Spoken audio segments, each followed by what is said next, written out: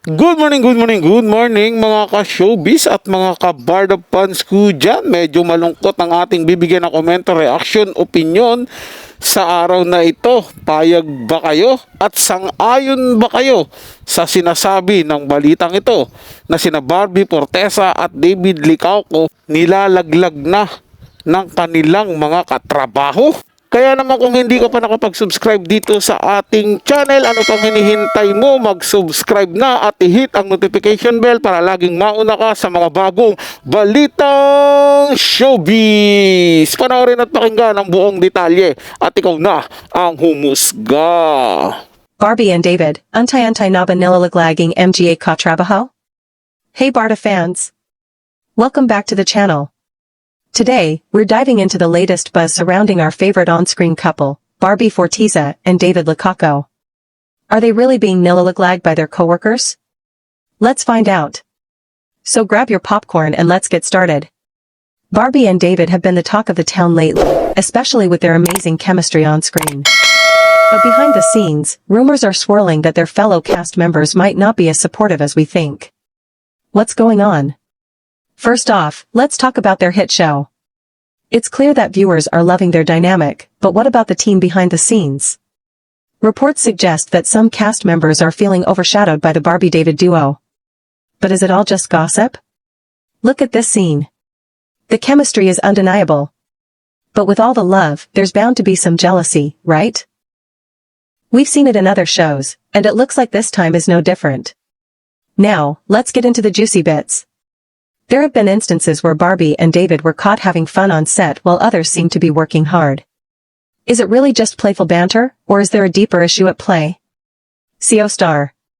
Honestly, we all have our moments.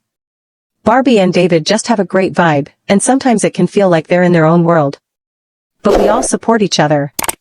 That's a fair point. But it makes you wonder, how often do they really get caught in these moments? Let's check out some social media posts from their co-stars. Here's a post from one of their co-stars, and the comments section is filled with mixed reactions. Some fans say it's all in good fun, while others feel it's a bit unfair. What do you think? With the rising tension, it's crucial to ask, are Barbie and David aware of this?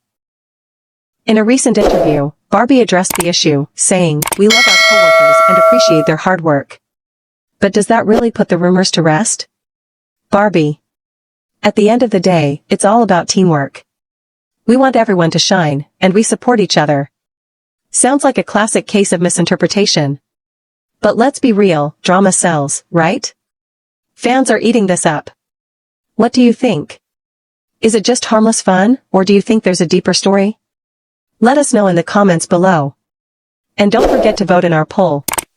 Is it all just jealousy or a simple misunderstanding? Thanks for tuning in, everyone. Don't forget to like, subscribe, and hit that notification bell for more juicy updates. Tingin ko mga ka-showbiz, mga ka-Barda fans ko dyan, hindi naman siguro ganun na unti-unti na silang nilalaglag ng mga ka-workers nila, no? Mga katrabaho nila. Dahil lang naiinggit o nasasapawat. Kasi syempre, isang team yan sila eh. Kung yung ikapapangit ng isa, ikapapangit ng lahat yun, ikapapangit ng buong show yun, 'di ba? At saka sa nakikita ko naman kina Barbie Fortesa at David Licauco, napaka-professional nila. Hindi nila hinahayaan na maging shadow lang yung mga co-actors nila doon, co-actresses, 'di ba? Binibigyan din nila ng sarili nilang spotlight yun. Hindi nila inaagawan yun. Pag eksena nila ng talagang makikita mo naman kung napapanood niyo yung mga pinagsamahan ni Barbie Fortesa at David Licauco sa mga show at movie nila, di ba, nakikita nyo naman doon na hindi sila agaw eksena, bagkus binibigyan talaga nila ng tamang spotlight yung mga ka-eksena nila, especially yung mga yung mga parang guest lang nila doon. At pagdating naman doon sa mga taong mga nakapaligid sa nila, sabi ng mga staff, 'di ba?